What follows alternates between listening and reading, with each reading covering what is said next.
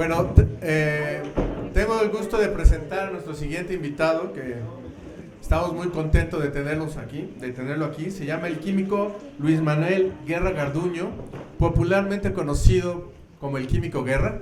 Si ustedes han oído Radio Red, seguro lo han escuchado muchas veces. Yo lo he escuchado ya varias veces por ahí. Voy a leer brevemente su semblanza.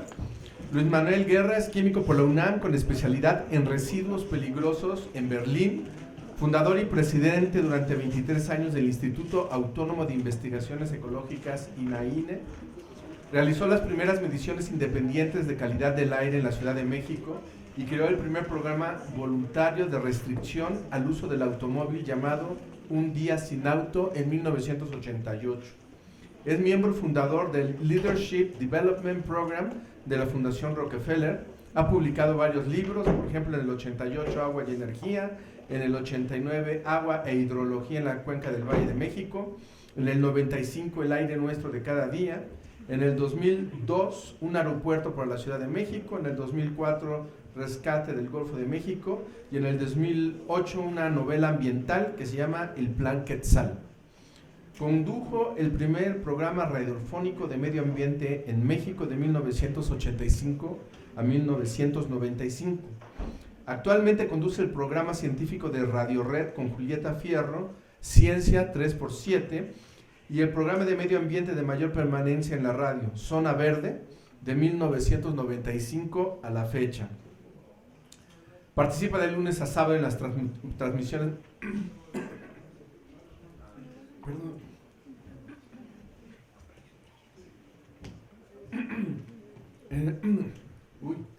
En las transmisiones de Radio Red con Sergio Sarmiento y Guadalupe Juárez. Ha sido columnista en los principales periódicos de México. Actualmente escribe la página de medio ambiente en el periódico La Crónica. Es conductor del programa de televisión Vida Verde, que se transmite en Aprende TV en el canal 412 por cable los martes a las 7 y los domingos a las 11. Transmite todos los domingos la cápsula televisiva Un Mundo Sustentable en el programa Los Grandes Misterios del Tercer Milenio con Jaime Maussan por el canal 4, todos los domingos a las 18 horas.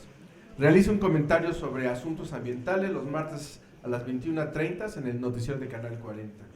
Ha recibido, entre otros, los premios Más Allá de la Guerra, conjuntamente con la señora Gro Harlem Brundtland y el expresidente Václav Havel, y el premio del Instituto del Clima de Washington, conjuntamente con el doctor Mario Molina. El químico Guerra recibió el premio al Mérito Ecológico 2009 que otorga el gobierno mexicano como máximo reconocimiento en materia ambiental. Ha impartido más de 500 conferencias nacionales e internacionales, tanto en español, inglés y alemán. Ha transmitido en vivo para México en 1987 sobre la protección de la capa de ozono desde Montreal, Canadá, la Cumbre de la Tierra en el 92 en Río de Janeiro, Brasil, la Conferencia de las Naciones Unidas sobre Población en el 94 en el Cairo, Egipto, el 96 en la del Hábitat en Estambul, en Turquía, y la de Kioto, Japón, en el 97. Y desde hace 30 años vive en una granja ecológica sustentable en las montañas del sur de México, donde ha plantado más de 1.100.000 árboles. Démosle la bienvenida al químico.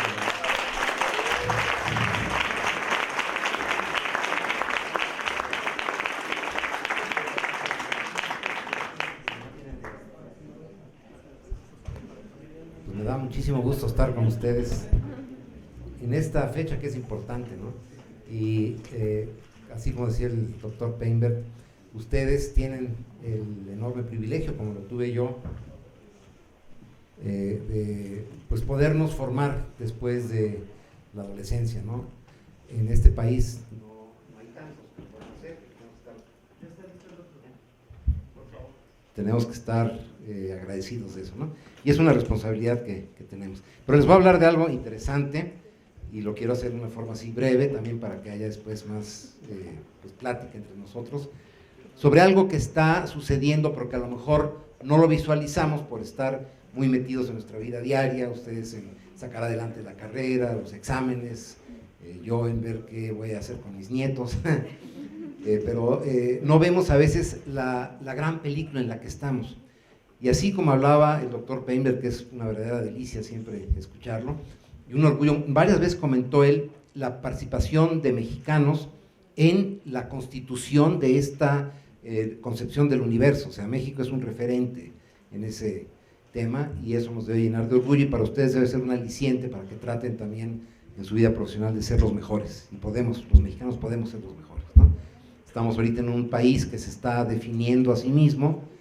Yo lo veo como un reacomodo de muchas cosas que se quedaron suspendidas en el tiempo, porque estamos en una sociedad que, decía una gran filósofa persa, que se enamoró de México, que llegó a México sin hablar ya de madura, no madura, pero digamos a los 20 y tantos años, llegó a México sin hablar una palabra de español y publicó 38 libros en castellano perfecto.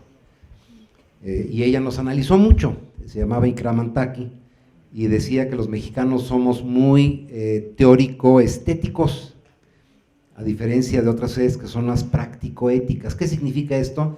Nosotros nos cuesta mucho trabajo, y es un mensaje que les quiero dejar a ustedes jóvenes, nos cuesta mucho trabajo enfrentar nuestra realidad a los mexicanos, le damos la vuelta cuando es incómoda, ¿no? Somos teórico-estéticos porque nos encantan las cuestiones formales, somos muy formales.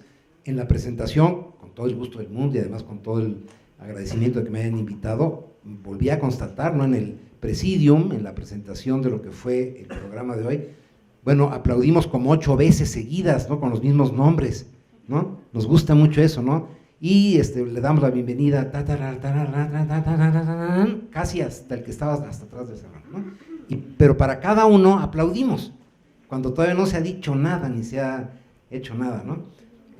No enfrentamos, por ejemplo, cuestiones de nuestra historia que nos han mantenido atados, y es un mensaje que les quiero dar a los jóvenes, de que tenemos ya que quitarnos un montón de telarañas y de ataduras que tenemos los mexicanos por no enfrentar nuestra realidad.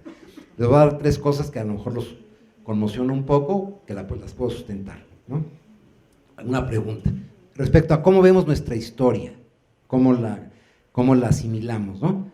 ¿Quién dijo la frase célebre: entre los individuos como entre las naciones, el respeto al derecho ajeno es la paz? Fue Emmanuel Kant, filósofo alemán, está documentado. Para beneficio de don Benito, él en una epístola dijo, como dijo el filósofo, ... pero luego se lo adjudicamos, ¿no? A Luis Donaldo Colosio, a quien tuve el honor de conocer y que era un buen ser humano, se le adjudica la frase: los humanos no heredamos el planeta de nuestros padres, sino que lo tenemos prestado de nuestros hijos. Y está en letras así de oro ahí en su monumento, etcétera, ¿no? Lo dijo el jefe Seattle, un jefe Sioux en los Estados Unidos, cuando estaba negociando la venta de tierras de los Estados Unidos, ¿no? ¿Se acuerdan del niño que se envolvió en la bandera cuando estaban a punto los malos norteamericanos de tomar el castillo de Chapultepec, que se aventó, ¿no? Eso no fue cierto, nunca fue cierto. Pero no tenemos la capacidad de enfrentarlo y decir, oye, esto no fue cierto, pum, vuelta a la página, vamos hacia adelante. Y eso es algo que tienen que hacer los mexicanos. Comentó el doctor Pemert al principio lo que pasó ayer con lo de los taxis, ¿no? No tenemos la capacidad de enfrentar el hecho de que gracias a la tecnología, a la edad de la comunicación de la que voy a hablar ahorita, se están transparentando muchísimas cosas en muchos países del mundo, y gracias a la tecnología de la información se va a democratizar el mundo. Pareciera que es simplemente una cuestión de estar usando el celular y chatear, etcétera. No, estamos transparentando el mundo. Vean lo que le pasó ayer a un político importante que se llama Monreal, que quiere ser delegado en la colonia Cuauhtémoc, ¿no?, en la delegación Cuauhtémoc, es un político prominente. Bueno, ayer lo cacharon en una conversación telefónica diciendo que iban a hacer un contrato simulado para esconder la lana. Bueno, yo creo que eso ya fue el final de su carrera, como de un otro gran funcionario que agarra un helicóptero para irse con sus hijos de vacaciones y lo dice, no, es que iba yo al hospital. Bueno, se acabó su carrera. O Lady Profeco, que acabó con la carrera de su papá, ¿no? Bueno, a lo que voy es de que tenemos que transparentar nuestras cosas, ser mucho más abiertos y objetivos, porque los retos que estamos enfrentando sí son verdaderamente inéditos. Y de eso voy a hablar. Estamos entrando en una nueva era que a lo mejor por estar en nuestra vida diaria no nos damos cuenta de la profundidad que tiene, pero es un cambio verdaderamente histórico. Es de los cambios más importantes que ha habido en la historia de la humanidad. Más importante, por ejemplo, que la invención de la imprenta por Gutenberg, más importante que el inicio del Renacimiento. Yo creo que estamos dejando atrás una de las dos primeras etapas en la evolución del ser humano. La primera, cuando estábamos todavía muy involucrados en lo que era el proceso natural, éramos parte de la naturaleza cuando éramos recolectores, cazadores, ¿no? Y estábamos muy dentro de lo que son los procesos naturales. Después ocurren varios hitos en la historia de la humanidad. Uno de ellos ocurre hace 10.000 años más o menos, hay unos que dicen 12.000, pero por ahí, que no es nada en la historia de la humanidad. Y fue el hecho de que nos dimos cuenta de algo verdaderamente trascendente, portentoso, que podíamos guardar semillas de un año al otro y producir nuestros alimentos en el mismo lugar en el que estábamos. Es la primera vez que una especie logra hacer eso, producir, no recolectar simplemente como lo hacen las abejas o lo hacen las ardillas, sino producir alimentos en el mismo sitio. Esto fue un brinco cuántico en nuestra historia. ¿Por qué? Porque por un lado nos permitió establecernos, en vez de ser nómadas, nos pudimos establecer en lugares fijos, producir nuestros alimentos, empezamos a crear aldeas, villorrios, después pequeñas ciudades. Se inicia un proceso importantísimo que se llama la civilización. Junto con este descubrimiento de producir a través de la agricultura, empezamos a encerrar a los animales que perseguíamos, los encerrábamos en corrales y los empezamos a hibridizar y empezamos a producir la ganadería. Y con eso también cambia la historia de la humanidad.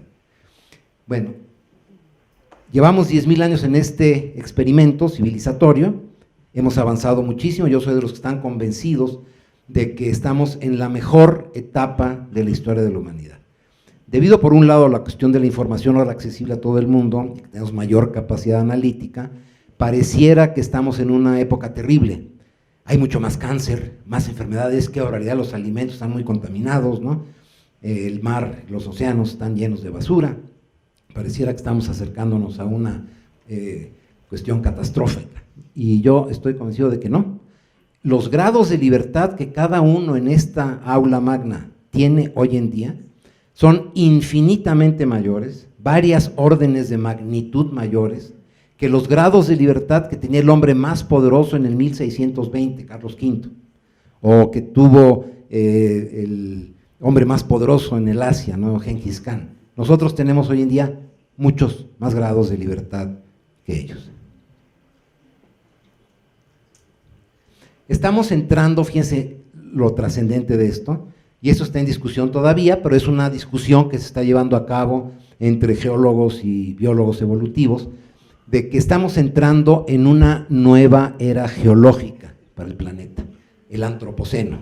Así como existió el Neoceno, el Pleistoceno, esto podría ser el antropoceno, en la cual por primera vez en los 3.800 millones de años que tiene la vida en la Tierra, de lo cual nos platicaba el doctor Peinbert, una sola especie, ustedes y yo, por nuestra propia mano, hemos modificado los equilibrios planetarios. Esta época puede llamarse el antropoceno y va a ser radicalmente diferente a lo que hasta ahora hemos vivido. Tenemos grados de libertad enormes en la cuestión médica, grados de libertad enormes en la cuestión del conocimiento de la materia, en el conocimiento de lo que es la relación entre el ser humano y las especies. Como les decía yo, esta es la tercera etapa de la humanidad, de la edad de piedra de hace 400.000 años que empezamos a desarrollar instrumentos, cuando iniciamos, como les comentaba yo, hace 10.000 años la agricultura y la ganadería, y en el siglo XXI la edad del conocimiento. Estamos entrando en una etapa verdaderamente, pues, que para mí es fascinante, ¿no? Estamos despegando la cantidad de conocimiento nuevo que se está generando hoy en día. Fíjense, hay estudios de que a partir del año 2000, la cantidad de conocimiento nuevo que se generó hasta el 2013, del 2000 al 2013, la cantidad de conocimiento nuevo es mayor que en los 10.000 años que les estaba yo comentando de civilización. Es impresionante lo que está sucediendo. Y bueno, tenemos que avanzar en el proyecto humano sin destruir nuestro entorno en el proceso. Ese es el secreto. En estos 10.000 años avanzamos, evidentemente tenemos el proceso civilizatorio. Yo estoy aquí hablando con ustedes, estamos hablando del Hubble, estamos hablando del inicio del universo, podemos hablar hoy en día de todas las cuestiones biológicas, cómo estamos avanzando en el conocimiento de cómo se generó la vida, etcétera, pero hemos causado importantes daños al entorno, ¿no? Como decía yo, desde que nos empezamos a agrupar en ciudades, en villorrios, en aldeas, etcétera, empieza el proceso de la alteración del entorno por parte de la mano del ser humano. Los procesos de contaminación, los procesos de degradación ambiental no son nuevos, simplemente ahorita son evidentes por el número que somos. Pero cuando iniciamos la agricultura, que les decía yo, este proceso extraordinario de poder guardar semillas y reproducirlas en plantas un año después, requirió que quitáramos cobertura forestal, cobertura selvática, cobertura botánica para nuestros cultivos. Empieza una alteración del entorno. Cuando empezamos a guardar a los animales en corrales, empezamos a producir nuevos animales, por ejemplo los caballos, para aquellos que asustan mucho con los transgénicos. ¿Quién piensa aquí, entre los jóvenes, que los transgénicos son el diablo sobre la tierra? Como dicen algunos de mis amigos radicalinskis, ¿no? Bueno, el ser humano ha hecho modificaciones genéticas desde hace 10,000 años. Los caballos que conocemos los hicimos los seres humanos. Las vacas lecheras que conocemos las hicimos los seres humanos. No habría ni caballos ni vacas lecheras sin el ser humano. Manzanas rojas las hizo el ser humano. Es más, el maíz que consumimos actualmente, a partir del famoso teosinte, lo hizo el ser humano, ¿no? A través de la hibridación, hoy en día, con mayor precisión, a través de la ingeniería genética, ¿no? Tenemos que poder, y esta es la tesis que les voy a tratar de demostrar, tenemos que satisfacer nuestras necesidades legítimas. Hablaba el doctor Painter, por ejemplo, de esta cuestión de la distribución de la riqueza, cómo debemos de garantizar que no exista miseria, que no exista, pobreza extrema, ¿no? en el planeta para los seres humanos, que podamos realmente garantizarnos una vida sana, que tenga una educación útil. Uno de los graves problemas que tiene nuestro país, y aquí en la UAM quisiera yo mencionar esto, porque aquí se está haciendo educación de excelencia, pero tenemos un problema, como decía el doctor Painter, de que el 70% de los jóvenes no van a recibir una instrucción superior actualmente en nuestro país, ¿no? Tenemos problemas que tenemos que saber enfrentar y saber, lo que decía yo, conocer nuestra historia bien para no cometer los mismos errores, de cómo vamos a satisfacer las necesidades legítimas de un hogar digno, de un ingreso seguro, bien remunerado, de una educación que sea útil, sistemas de salud que realmente promuevan la salud, no solamente curen, ¿no? Y esparcimiento adecuado y cultura para todos nosotros. Bueno, pues para eso tenemos que cambiar algunas cosas que van en sentido contrario. Uno de ellos es el aumento poblacional. A ver, ¿quién de ustedes sabe cuántos mexicanos nacen por día? ¿Cuántos se les ocurre que están naciendo por día? Muchos, poquitos. Ya no es tema, ¿verdad? Antes era todavía el tema de la población. Hoy en día ya pareciera que resolvimos el problema. Bueno, en este país están naciendo 6,000 niños diarios, quitando los muertitos, o sea, es el número absoluto. Quiere decir que estamos creciendo a un ritmo de 2 millones de mexicanos por año, ahorita que estoy hablando con ustedes. 2 millones nuevos de mexicanos por año significa que cada año, en unos cuantos años, vamos a necesitar 1 millón de casas, 1 millón de hogares, ¿están de acuerdo? O sea, los 2 millones normales van a hacer una pareja. Puede ser del mismo sexo, ¿no? Pero más o menos vamos a tener 1 millón de parejas. Esas parejas, cada una va a querer tener un coche, y va a querer tener una casa, y va a querer tener un lugar para que se eduquen sus hijos, ¿no? Entonces, cada año le estamos aumentando a la ecuación la necesidad legítima de que tengan un hogar digno, lo cual quiere decir que como vamos bastante mal. En México hay un déficit de 8 millones de viviendas, ahorita, y lo estamos aumentando, no está disminuyendo, y luego lo tratamos de resolver con esa cuestión que tenemos muchos los mexicanos, que cada 6 años alguien va a llegar a resolver todos los problemas, ¿no? Y nos ofrecen que todos los problemas. Entonces hicimos, por ejemplo, aberraciones en la última década, de construir aceleradamente vivienda para tratar de compensar este déficit que tenemos, en una forma totalmente absurda. Falta realmente de criterios, tanto urbanísticos como de desarrollo urbano, y creamos monstruos que ahorita están abandonados. Hay cerca de 300,000 viviendas construidas que se le entregaron a familias abandonadas, grafiteadas, en donde no vive nadie, porque se construyeron en lugares totalmente inadecuados, sin los estudios necesarios, con una corrupción verdaderamente galopante. Yo conozco casos en donde constructoras grandes, ahora en quiebra, para obtener la autorización de la manifestación de impacto ambiental para construir 30,000 casas, que son 60,000 gentes todavía sin hijos, ¿no? Presentaban los títulos de concesión de los pozos que tenían los ejidatarios a los cuales les compraron los terrenos, pozos que estaban agotados hace 10 años, ya no producían una gota de agua, pero lo presentaban, se les autorizaba, llegaba la gente a vivir ahí, ahora resulta que tenía que comprar agua en pipas. Y por otro lado estaban tan lejos que tenían que gastarse la mitad de su sueldo, de su salario, para llegar al trabajo y regresar. Entonces, están abandonadas, ¿no? A lo que voy es de que tenemos que visualizar este futuro nuestro de una forma mucho más certera, ¿no? Tenemos que bajarle al número de hijos para que no crezca tanto la población. No es malo que la población se estabilice. En la naturaleza, normalmente en un ecosistema en equilibrio, existe equilibrio entre las especies. Cuando una de ellas se sale de norma, por ejemplo, las langostas, o sea, esos grillos grandototes, o las hormigas, etcétera, hay inmediatamente un mecanismo de compensación natural para que eso no siga sucediendo. Nosotros somos los que nos brincamos eso, ¿no? Cuando yo nací, no soy un anciano, tengo mis añitos, pero me siento muy bien todavía, ¿no? Cuando yo nací, mi país tenía 22 millones de habitantes.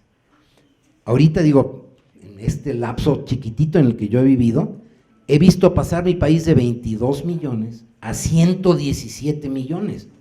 Digo, aguas, ¿no? Cuando yo nací, mi planeta tenía 2.500 millones de habitantes. Estamos en 7.000 y vamos a llegar a 9.000 para el año 2050, lo que quiere decir que es en 35 años. En 35 años vamos a tenerle que dar de comer, que ahorita ya no lo hacemos al 100%, o sea, ya ahorita hay un déficit.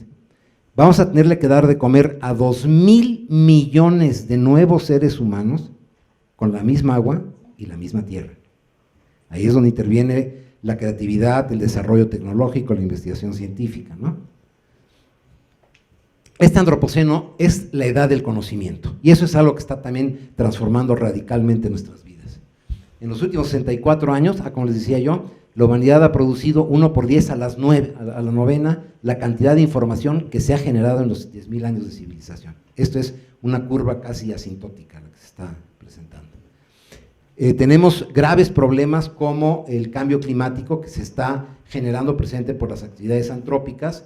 Hay una discusión todavía precisamente entre científicos acerca de qué tanto porcentaje del cambio climático es generado por el ser humano y qué tanto de ciclos naturales del planeta, ¿no? Efectivamente, desde los 1800 estamos entrando en una etapa de calentamiento, entre comillas, natural de la Tierra, que ha tenido sus diferentes etapas, ¿no? Cuando vivían los dinosaurios, por ejemplo, hace 60 millones de años, la temperatura del planeta era 4.5 grados en promedio superior a lo que es ahora. Había selva tropical en Washington, palmeras, selva tropical en Washington, no existía el casquete polar del norte, del polo norte, que seguramente va a pasar ahora, y esto es importante saberlo porque tampoco es catastrófico, quiere decir que nosotros podemos adaptarnos a esto, ¿no? Es importante el que hagamos, y yo por eso hago todo mi esfuerzo en la cuestión de la divulgación y la comunicación de lo que está pasando, para que nos hagamos seres responsables de nuestra propia vida en la nueva realidad. No queremos quedarnos hacia atrás. En México, con estas cuestiones que les comentaba yo, culturales, tenemos una enorme tendencia a no cambiar. Cambiamos cuando, híjoles, ya no queda otra, cuando viene el cambio muchas veces del exterior. Lo que pasaba el día de ayer, que comentó el doctor Painberg, es un ejemplo muy clásico, ¿no?, de cómo el avance tecnológico en México tarda en cambiar las estructuras, que son muchas veces muy pesadas. ¿Qué significa lo que pasó ayer? Bueno, que con el cambio tecnológico hoy en día hay toda una realidad de cómo puede uno pedir un taxi a través de internet, ¿no?, a través de una plataforma, y que resulta más cómodo, más seguro, más eficiente que el sistema que tenemos, que es corporativista, en donde hay gremios que se agrupan para defender sus intereses, y eso es muy humano, pero si no existe el contrapeso, esto se desvirtúa al grado de que los que se benefician con esta cuestión corporativa son los que manejan los grupos corporativos, ¿no? En el caso de los taxis, bueno, pues evidentemente son los líderes los que se están enriqueciendo. ¿Se acuerdan del sindicato de maestros? ¿Se acuerdan de lo que había con el sindicato mexicano de electricistas, etcétera, ¿no? Sistemas corporativistas que frenan el desarrollo, que a final de cuentas hacen que los sistemas sean burocráticos y pesados. A un taxista hoy en día le sacan dinero por todos lados con las placas y con la verificación de esto y del otro, no sé qué, y los líderes son los que se están quedando con esos dineros, ¿no? Cuando todavía estaba la compañía de Luz y Fuerza, había una cuestión verdaderamente asombrosa. Tengo compañeros míos en Alemania, por ejemplo, que han analizado la cuestión energética respecto a energías renovables. México es un depositario afortunado de la posibilidad tanto eólica como fotovoltaica, y sin embargo vamos muy atrasados en eso, ¿no? ¿Y por qué es esto? Porque este sistema corporativista que le sirvió al sistema durante muchas décadas, más de 7 décadas, que hoy en día ya no está funcionando, cuesta mucho trabajo desmantelarlo, porque hay intereses, ¿no? Fíjense lo que pasaba con la compañía de Luz y Fuerza. Era un negocio monopólico, o sea, uno le compraba a la compañía de Luz y Fuerza o a la compañía de Luz y Fuerza. Entonces imagínense que yo a cualquiera de ustedes le doy el siguiente negocio. Te voy a dar un negocio monopólico de una necesidad básica, o sea, no de comprarte un coche o irte una cuestión como los alimentos, básica, que es la luz.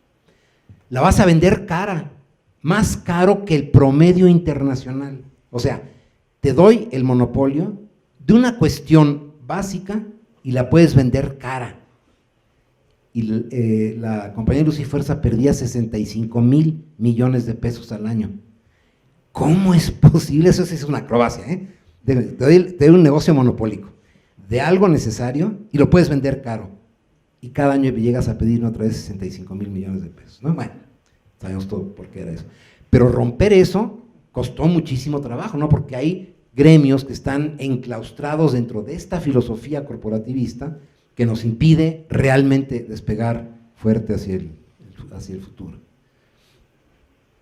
Las personas y las comunidades debemos de tomar decisiones y hacernos responsables de estas decisiones.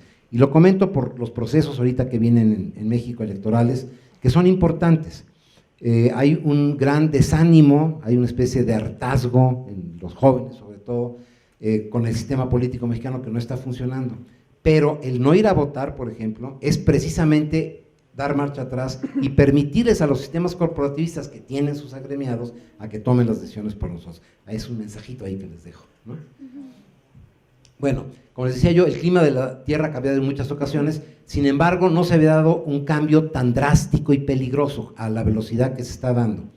Independientemente, quiero dejar a un lado ahorita la discusión de si es totalmente antrópico o es parcialmente antrópico lo del calentamiento global. Ya ven los activistas que dicen que todo el calentamiento proviene de nosotros, ¿no? Y de nuestras emisiones, etcétera. Yo creo que no, que hay que analizar otros factores. Independientemente de eso, les voy a dar 2 datos que son muy importantes. 1, hemos podido analizar a través de regresar en el tiempo, con cápsulas del tiempo naturales que hemos encontrado, por ejemplo, burbujas de aire profundas en los hielos antárticos, por ejemplo, de cuál era la composición del aire hace 400,000 años. Lo podemos determinar, ¿no? Y hemos podido ver que las fluctuaciones en la temperatura del planeta se han debido a fluctuaciones en las concentraciones de dióxido de carbono equivalente, no solamente el dióxido de carbono, sino también el metano, lo que puede ser los óxidos de nitrógeno, etcétera. Pero bueno, que esas concentraciones han variado, y estos sí son datos importantes, entre 280 partes por millón y 350 partes por millón. 280 partes por millón, gélido, el planeta cubierto de hielo. Ha habido etapas en donde el hielo llegaba hasta Texcoco. Tenemos esqueletos de mamuts en Texcoco, ¿no? Y ha habido épocas en donde, como les decía, no había Polo Norte, pero estas fluctuaciones se daban en este rango: 280 frío, 350 mucho calor. Por primera vez hemos podido medir el año pasado 400 partes por millón. Y ahí está el riesgo y donde tenemos que tener un principio de incertidumbre. Si sabíamos que con 350 desaparece el casquete polar del norte y tenemos selva tropical en muchos otros lugares y grandes desiertos en otras, le hace que para México esto es muy peligroso. ¿Qué va a pasar cuando acumulemos 400 o 450 partes por millón? Y ahí es donde los modelos no nos lo dicen, ¿no? Y esto es una amenaza real para el planeta. Bueno, durante el pasado siglo la temperatura media de la superficie, temperatura media, porque mucha gente va a decir, bueno, 0.6 grados, pues ¿qué más da, no? Si en la mañana amanece a 13 y luego estamos a 30, ¿qué importan los 0.6? No, es la temperatura media de todo el planeta y eso implica cambios radicales. Por ejemplo, para hacer, déjenme decirles, por ejemplo, con 2 grados centígrados de aumento en la temperatura media del planeta, México pierde el maíz de temporal. Eso significaría para México 2 grados centígrados, ¿no? O sea, tenemos que tomar eso en cuenta. ¿De dónde lo vamos a obtener? ¿Qué va a pasar con las familias campesinas? Todas esas cosas, ¿no? El quinto informe del panel intergubernamental sobre el cambio climático, que por cierto tiene mexicanos muy destacados, dentro del doctor Carlos Gay, por ejemplo, del Centro de Ciencias de la Atmósfera, el doctor José Sarucán, la doctora Amparo Martínez, ¿no? Gente que ha hecho contribuciones a este panel intergubernamental. No lo vean así como algo que viene del extranjero, sino que nosotros participamos en él.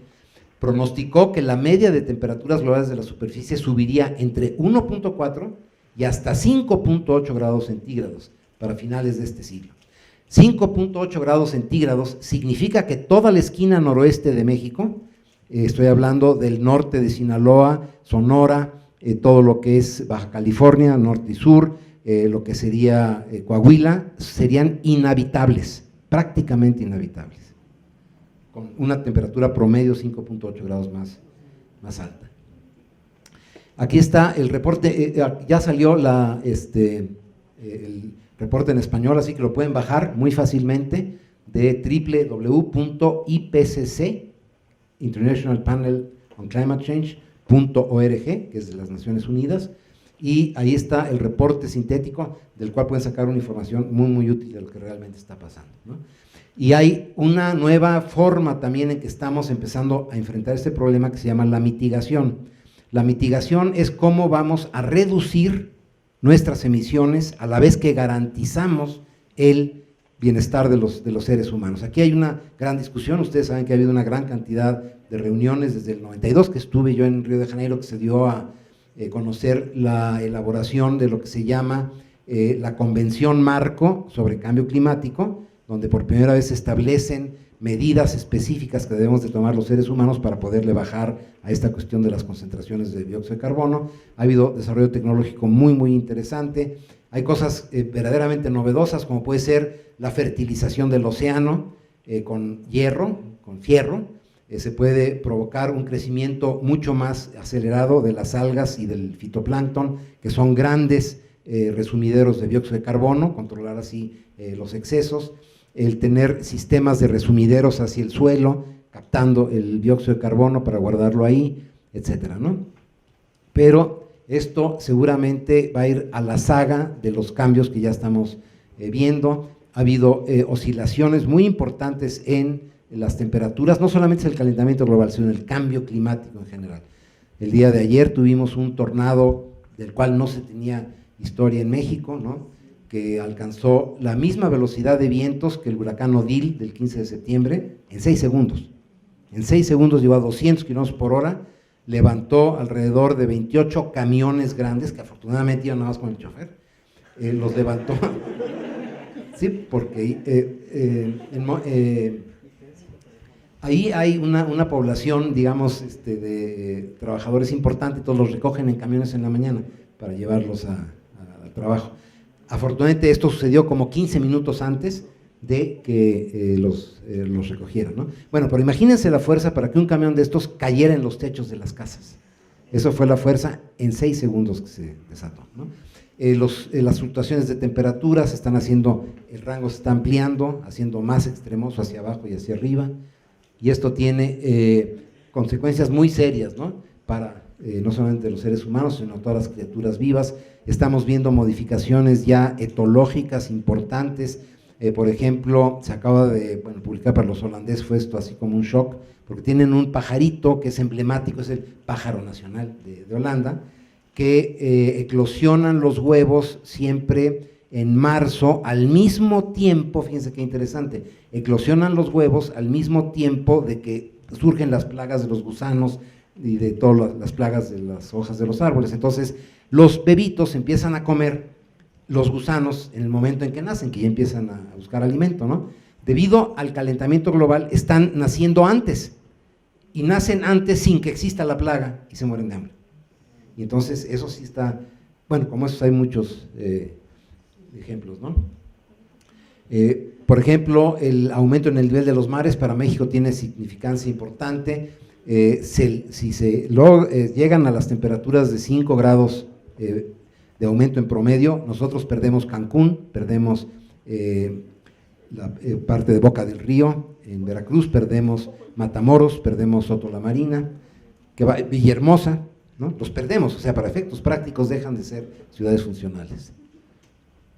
Bueno, aquí vemos lo que ya está sucediendo en lugares importantes de Europa, donde están gastando verdaderas fortunas en empezar a construir los diques, las esclusas. Por ejemplo, en el río Támesis en Londres se acaban de terminar una serie de esclusas verdaderamente sorprendentes en la cuestión de su mecánica y su dimensión, para prevenir las grandes inundaciones que podría tener Londres con un aumento en el río Támesis, ¿no? Es posible que si al ritmo que vamos seguimos, podríamos duplicar las concentraciones de dióxido de carbono, de los 400 que tenemos ahorita a 800, y eso sí, prácticamente no sabemos cómo podríamos reaccionar. Inclusive hay algunos físicos, geofísicos, que están ahora como que ligando los conocimientos que tenemos de Marte, en el sentido de que hay remanentes de una cierta atmósfera. Parece ser que hubo grandes cantidades de agua, en el sentido de que a lo mejor tuvo atmósfera, que esa atmósfera por un sobrecalentamiento y la cinética de las moléculas del aire rompieron la gravedad, y esa atmósfera se escapó al espacio, acabando con la vida en el planeta, ¿no? Bien, los impactos pueden ser verdaderamente irreversibles, y eso es lo que nos pone a nosotros frente a un reto verdaderamente inédito, ¿no? ¿Cómo podemos trabajar en conjunto los seres humanos para garantizarnos un futuro? Tenemos que entender también que esta magnífica variedad, lo que es la biodiversidad, y por cierto, la semana pasada fue la Semana Internacional de la Biodiversidad, estamos entendiendo apenas los secretos verdaderos de la vida, de cómo se formó. Hoy en día sabemos que los elementos básicos de la formación de la vida son muy poquititos, y sobre eso se basa una biodiversidad verdaderamente pues asombrosa, ¿no? Todavía cuando yo estudié se hablaba de que en el planeta hay 10 millones de especies. Hoy en día están hablando biólogos evolutivos de que a lo mejor hay 50 millones de especies. Bueno, de las 10 millones de especies tenemos identificadas 5, lo cual quiere decir que de lo que sabemos que existe, conocemos la mitad. Ahorita conocemos la mitad de la vida, y la vida nos está dando sorpresas cada vez mayores. Ahorita, por ejemplo, hay toda una escuela de investigación desde el punto de vista evolutivo, que nos dice que nosotros somos mucho de lo que son los microorganismos que traemos adentro. ¿Sabían ustedes, por ejemplo, que ahorita, mientras están con la boca cerrada, entonces está aumentando un poquito la temperatura, y eso aumenta la producción de bacterias? ¿Sabías tú que tienes más de 600 especies diferentes en la boca? Y cada una multiplícalo por más de 1 millón. Y hay un intercambio interesante cada vez que nos damos un beso, ¿no? ¿Sabían ustedes que ahorita en su cuerpo y en el mío hay más seres no humanos que todas mis células humanas? Traemos con nosotros más seres no humanos. Y hoy en día sabemos también que muy probablemente estos orígenes son exógenos a la Tierra. Pensando otra vez en lo que nos comentaba el doctor Peinberg, ¿no? De dónde venimos, se decía el carbono, hay que meter en nuestro árbol genealógico a las supernovas, ¿no? Porque ahí se formó el carbono, del cual formamos, ¿no? Nos forma a nosotros. Se sabe que el agua que tiene el planeta Tierra vino de los cometas, por eso tan importante conocer a los cometas, y acaba el ser humano de realizar una proeza verdaderamente única el año pasado, al haber colocado una sonda sobre un cometa que va a 30,000 kilómetros por hora y que está a 300 millones de kilómetros de nosotros. O sea, imagínense, es un puntitito, y que va a 30,000 kilómetros por hora. Disparar desde aquí un objeto que se tardó 10 años en llegar, seguirle 10 años, o sea, la trayectoria, que llegue, se le empareje al cometa y luego deposite ahí una sonda y esa sonda nos mande imágenes y las veamos acá. Eso es verdaderamente insólito. Lo que les decía yo del avance, ¿no?, de la humanidad. Y esto es importante porque hoy en día sabemos que el agua que tiene la Tierra vino de los cometas que bombardearon durante una cierta época de una forma verdaderamente masiva al planeta, y el agua con la que ustedes se lavaron los dientes hoy en la mañana, o del cafecito que nos prepararon aquí, o de los océanos, viene de fuera. Y muy posiblemente con esa agua llegaron los primeros elementos de la vida. Así que es probable que la vida en la Tierra sea exógena a la Tierra. Lo cual quiere decir que frente a ustedes está hablando un alien, pero igual que todos, ¿no? Pero imagínense la revolución que eso implica en el pensamiento de que la vida nos vino de fuera y que es muy probable que la vida sea muy abundante en el universo. Pero la biodiversidad que se nos ha dado aquí es verdaderamente extraordinaria. De las cosas que les digo de que hay que ver con optimismo la vida, ya ven que tenemos una preocupación justificada muy importante de la pérdida de biodiversidad, por la pérdida de hábitats, ¿no? Pero en la historia de la vida del planeta, una historia de 3.800 millones de años, ha habido ya 5 grandes extinciones. Nos preocupa mucho una extinción masiva, ¿no? Bueno, ya el planeta ha tenido 5, todas por causas tanto exógenas como bombardeos, como a lo mejor el meteorito de Chicxulub, de la última extinción de hace 60 millones de años, pero también por actividades volcánicas que cubrían completamente de polvo la Tierra y impedían el desarrollo de la vida verde, etcétera. Ha habido ya 5 grandes extinciones. Nuestro riesgo es de que nosotros aceleremos la sexta y de que ya no sobrevivamos a esa sexta, que la séptima recuperación del planeta sea sin nosotros, ¿no? Pero de que la biodiversidad, fíjense, y con cada extinción ha resurgido la vida todavía con mayor fuerza. La cantidad de biodiversidad que tiene ahorita el planeta es mayor que la que tenían con los dinosaurios. O sea, estamos en una etapa verdaderamente extraordinaria de la vida, por eso hay que aprender a cuidarla, ¿no? Las plantas, los animales, los microorganismos forman redes complejas e interconectadas de ecosistemas que se comunican entre ellos y hábitats que a su vez ofrecen un sinfín de servicios ecosistémicos de los que depende toda la vida. Hoy en día sabemos que la interrelación, por ejemplo, entre la Escherichia coli que yo tengo en mi cola y la Escherichia coli que ustedes tienen en su cola, ¿saben por qué se llama Escherichia coli? Que además es un gran aliado, es de las bacterias que más usamos presente para la investigación genética, para el conocimiento de la vida microbiana, etcétera. Se llama Escherichia porque el austriaco que lo descubrió se apellidaba Escheri y porque lo traemos en la cola, por eso se llama Escherichia coli. Si esa Escherichia coli se pasa de la cola al estómago, problemas, diarrea y enfermedades, pero la necesitamos. Esa Escherichia coli es prácticamente la base de mucha de la vida que tenemos, pero a lo que voy es de que hoy en día sabemos que problemas como la obesidad tienen posiblemente un componente genético, pero otro componente de la composición de los bichos que traemos. Con decirles que hay terapias hoy en día para una enfermedad, la enfermedad de Crohn, que también se conoce como enfermedad del intestino inflamado o inflamable no, porque no se quema, pero inflamatorio, que es terrible, ¿no? Es como que meter, como que trasplantar o poner heces fecales de bebés que tienen una composición muy positiva de bacterias en el intestino grueso de seres humanos que tienen enfermedad de Crohn. Y resulta que entonces estas nuevas bacterias expulsan a bacterias que están alterando el pH, la acidez, la capacidad digestiva, la inflamación del intestino. Entonces, imagínense lo que estamos empezando a descubrir, ¿no?, con esta cuestión de los microorganismos y de toda la vida. Actualmente nos damos también cuenta de que hemos excedido la biocapacidad del planeta para hacer muchas cosas, ¿no?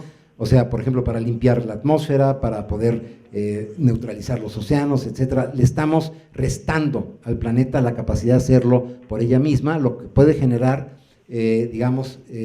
desequilibrios, como decía yo, irreversibles, al estar alterando equilibrios planetarios de los cuales no conocemos realmente toda su complejidad.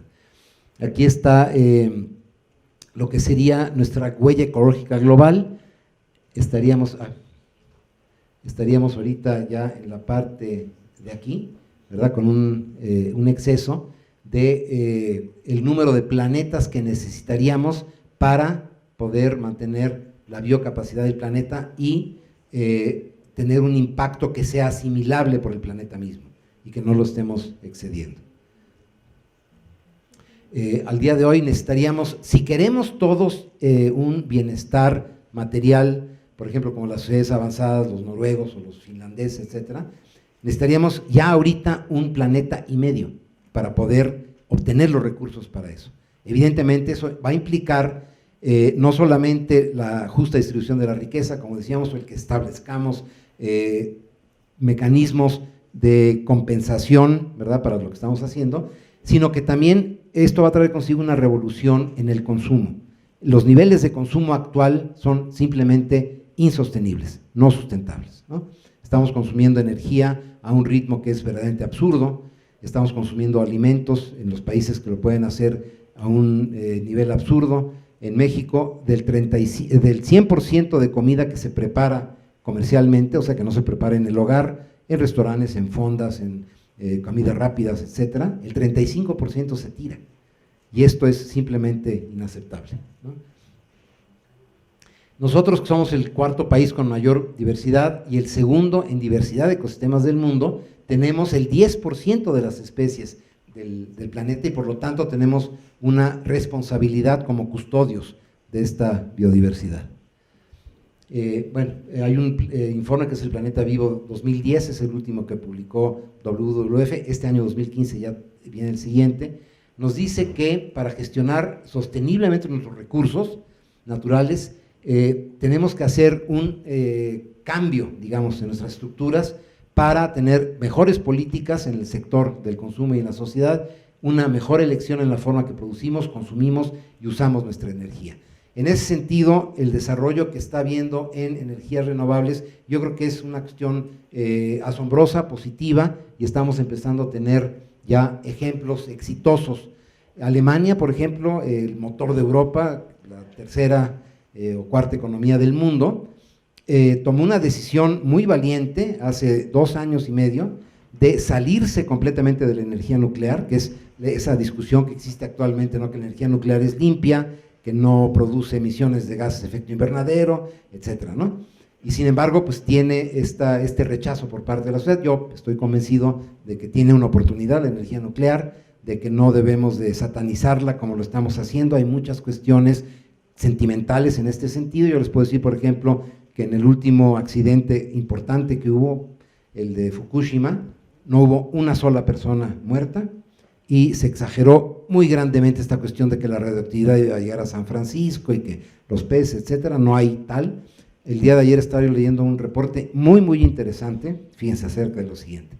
El año que entra se cumplen 30 años del peor accidente nuclear que ha habido, que es el de Chernobyl, en donde hubo efectivamente una liberación de radiación muy fuerte, que llevó, ¿verdad?, a una conmoción en todo el mundo, y bueno, se metió en un sarcófago de concreto este reactor y se abandonó la zona, ¿no? 50,000 hectáreas alrededor, se dijo que eran zona de exclusión, y son una zona de exclusión donde ahorita no pueden entrar los seres humanos. Se colocaron una serie de cámaras de observación para estarle dando seguimiento remoto a lo que pasaba ahí. Bueno, esto se ha convertido en un parque natural en donde el florecimiento de las especies es verdaderamente impactante. O sea, resurgieron especies que se creían ya extintas, como un caballo originario, ¿verdad?, que ya se supone que no existía, osos, zorros, aves canoras, aves de rapiña, aves de cacería. Está totalmente lleno de vida silvestre y están empezando ya a entrar equipos para sacar muestras de ADN y ver cuáles han sido las afectaciones. Es a lo que me refiero de que se magnifican muchas veces las cosas por parte de los medios, ¿no? Pero estamos también, creo que más o menos cerca, en unos 20 años, de poder dominar la fusión nuclear. Lo que nos comentaba el doctor Painberg, de cómo unimos 2 átomos de hidrógeno para producir uno de helio y que ese es el origen de toda la energía. Si logramos hacer eso, los seres humanos, no tendremos el problema de los desechos radioactivos, tendremos una energía nuclear mucho más segura, etcétera, ¿no? Esta es una casa totalmente sustentable, toda la energía, todo el agua y todos los alimentos de esta casa aquí en México se producen ahí mismo, en un, digamos, área relativamente pequeña. Este es un ejemplo aquí en México, en esa misma casa, en donde con una plantita fotovoltaica, esta planta tiene un costo de 80,000 pesos, se puede pagar a 5 años, produce toda la energía necesaria para una casa de 6 miembros, con todos los inventos del hombre blanco, microondas, secadora de pelo y toda la música, iluminación y computadoras que se quieran, ¿no?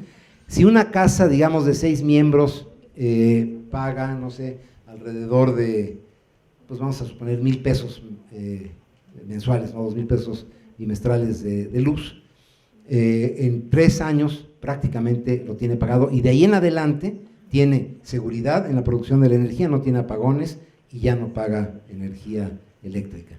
Ya México tiene, afortunadamente, empieza a tener desarrollo, se llama Piedra Larga, cerca de Juchitán, en Oaxaca, y esta planta produce toda la energía eléctrica necesaria para la empresa panadera más grande del planeta Tierra, que es también un orgullo mexicano. O sea, la planta productora de pan, un alimento básico para los seres humanos, más grande del planeta, es mexicana, nos debería llenar de orgullo, ¿no? Todas las instalaciones de Bimbo en la República Mexicana, en parte de la electricidad, o sea, en su consumo eléctrico, se producen aquí con el viento. Bueno, ¿cuál es la visión? Ya para terminar, navegar el antropoceno, esta era que nos tocó vivir, con certeza en el rumbo y alegría por la vida. Tampoco es una tarea así como demanda, ¿no? Me llama mucho la atención mis amigos radicalinskis, ¿no? Como decía, todo está malo y hay culpables, ¿no? Y hay que prohibir los circos y los delfinarios, y hay que, la comida orgánica es la única que realmente me garantiza salud. Son horribles todas las cuestiones que le meten a los alimentos, conservadores, colorantes, qué barbaridad. Nunca antes habíamos tenido mejores alimentos que ahora. La única forma en que podremos alimentar una población global que se está convirtiendo en urbanita, o sea, la mayor parte de los seres humanos vamos a ser urbanitas y vamos a necesitar de una producción agropecuaria segura, suficiente, es a través del avance en las ciencias de los alimentos, ¿no? Hay desviaciones, siempre hay errores, pero no nos vamos a poder alimentar ni siquiera el 10% de los seres humanos de comida orgánica. Es una idea muy bonita. En lo personal yo vivo nada más de comida orgánica, nada más de energía fotovoltaica, capto el agua de lluvia. No es una solución masiva, esa es la neta del planeta, para la mayor parte de los seres humanos. El problema con la comida orgánica es que el control de calidad no es el mismo que para la comida que está elaborada, no tiene la misma vida de anaquel, y sobre todo no se puede alimentar a las grandes masas urbanitas que están ahorita naciendo en el mundo, ¿no? Yo me acuerdo cuando era niño, que mi papá era de Ciudad Victoria, íbamos por la carretera a Tamazunchale, ¿no? Y por ahí, y veía yo cerros de naranjas tirados a la orilla de la carretera, y le decía a mi papá, oye, ¿por qué? Dice, pues es que se cayó el precio porque la cosecha fue muy buena, se cayó el precio y cuesta más sacar la naranja que lo que pagan. Entonces los de las huertas la tiran, la naranja. Decía yo, pero qué barbaridad, ¿no? Tener éxito significaba perder la cosecha. Hoy en día, gracias a la tecnología que nos permite amortiguar estos tiempos con el envasado de jugo de naranja, hoy en día tenemos conocimientos bioquímicos mucho más avanzados, podemos tener hormonas que retrasan la maduración, que la aceleran, etcétera. Son grados de libertad del ser humano que debemos de aprovechar, como los transgénicos, en una forma seria y en una forma responsable, pero sin tanta fantasía, ¿no? Y ahí están mis datos, si los quieren.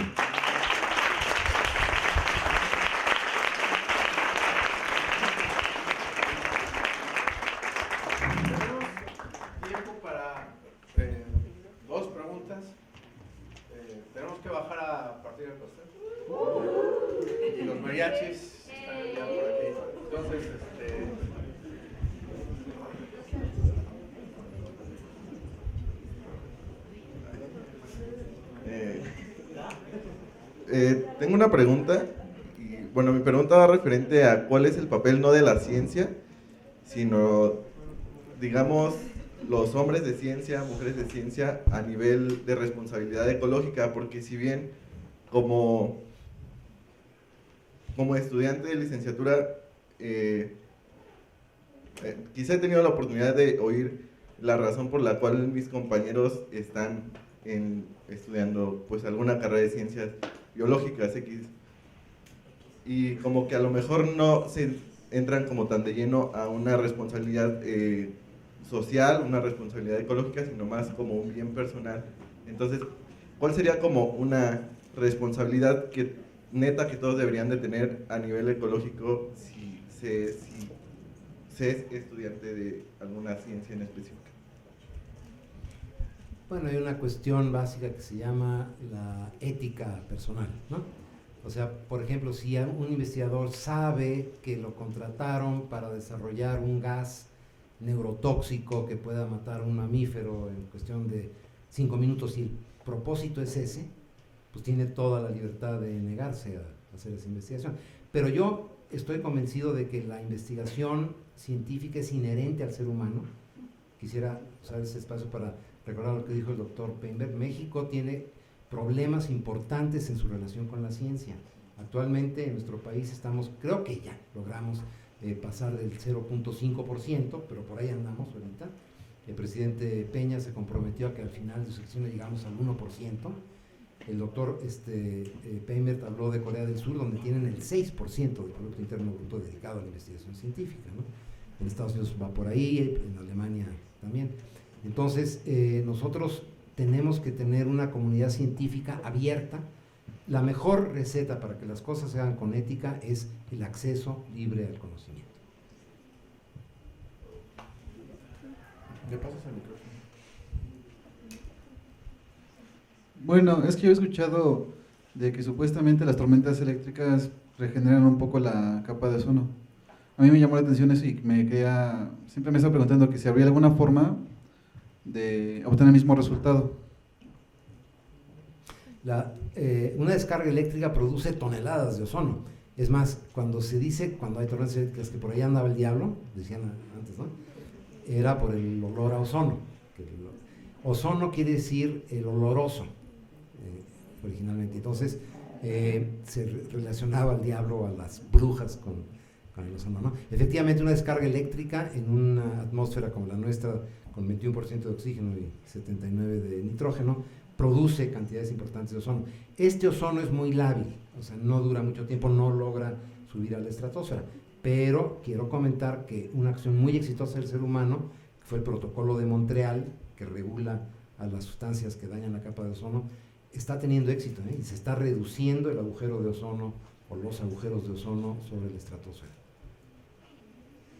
A ver, cortas para que sean dos. Buenas tardes. Yo quisiera saber qué está haciendo México respecto a la alternativa del uso de energía renovable, pero de lo que usted comentaba de la nuclear. ¿Qué proyectos hay o nada más es como una base ahorita? No, en México hay muchos proyectos, afortunadamente, eólicos sobre todo. México tiene el campo eólico más grande del mundo, así como hay campos petroleros o campos de gas, hay campos de viento. Ahí en lo que es la Ventosa en Oaxaca, ¿no? Entonces, ahí ya hay una serie de proyectos. México se quedó retrasado en anticipar lo que venía, y el problema ahorita para esos proyectos es que no alcanza la infraestructura de transporte de esa energía producida, que ya está saturada, con las posibilidades de producción de nueva energía, ¿no? Pero ahí vamos. En energía fotovoltaica acabamos de inaugurar la planta fotovoltaica más grande de América Latina, en la ciudad de La Paz, donde la mitad de la población de la ciudad de La Paz tiene 320,000 habitantes.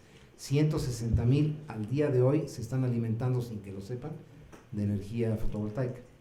Y en cuestión nuclear hay varios proyectos. El más viable, creo, es el aumentar en Laguna Verde un reactor adicional. Actualmente Laguna Verde está proporcionando el 4% de la energía eléctrica nacional, pero es un factor muy difícil por las cuestiones sociales y políticas, ¿no? ¿Pasas el micrófono?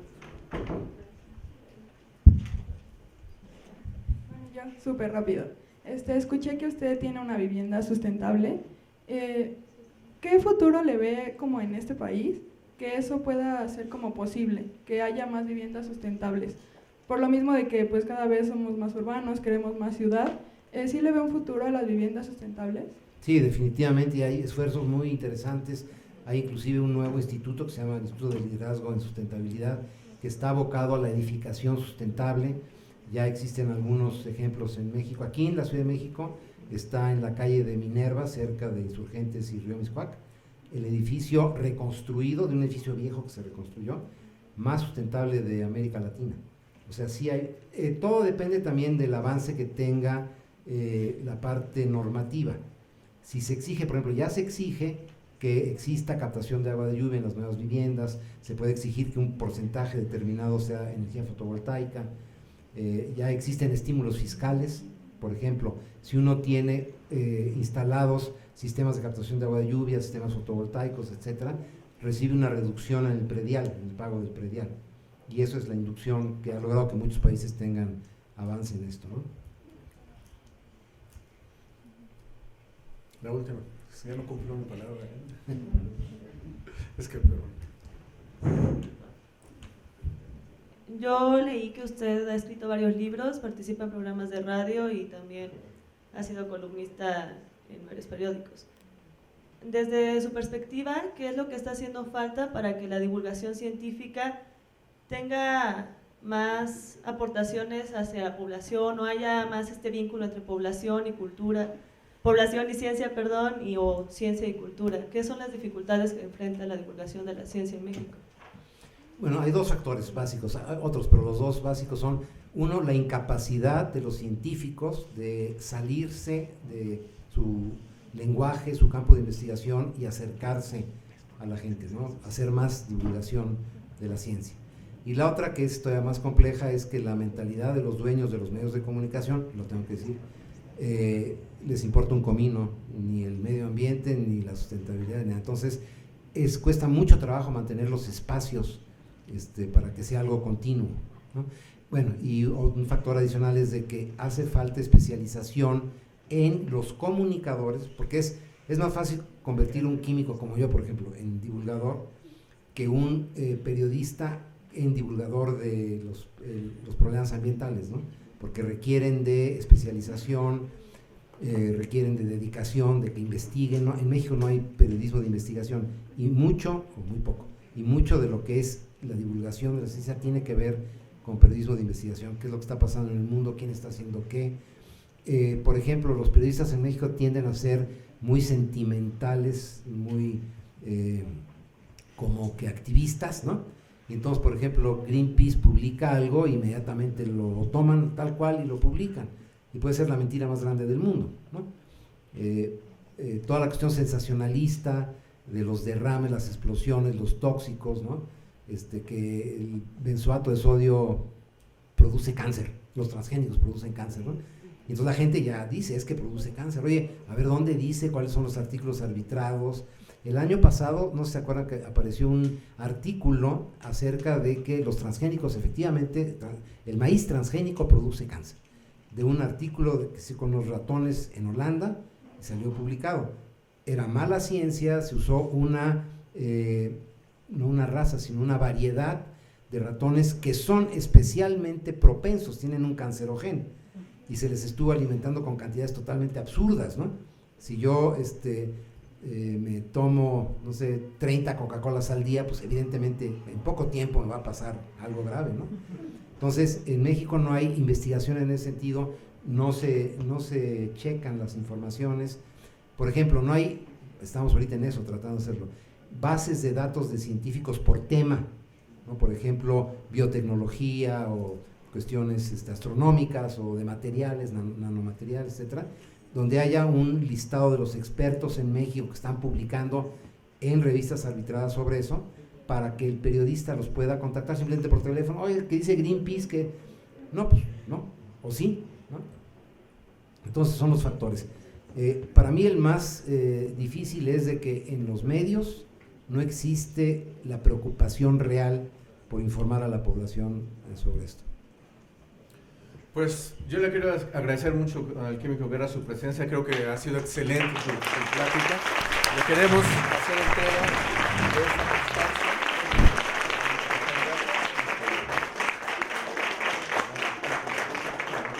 gracias. Y aquí tenemos un pequeño obsequio para usted. Y los invito abajo, ya está el mariachi, no sé si lo alcanzaron a escuchar, y el pastel para celebrar nuestros 10 años.